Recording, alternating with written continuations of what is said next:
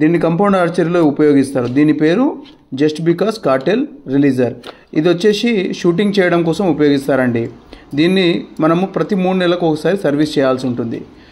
దీన్ని సర్వీస్ చేయకపోవడంతో అందులో ఉన్న పార్ట్స్ అన్ని తుప్పు పట్టాయండి. నేను దీన్ని ఓపెన్ చేసి దీన్ని క్లీన్ చేసుకోవడానికి రెడీ చేస్తున్నాను. ఈ పార్ట్స్ని క్లీన్ చేయడం కోసం నేను WD-40 అనే స్ప్రేని యూజ్ చేయడం జరిగింది. అండ్ ఇందులో 3 స్ప్రింగులు 4 లివర్లు ఉంటాయి. ఈ లివర్ మీరు చూడవచ్చు, ఇది స్ట్రక్ అయి ఉంది.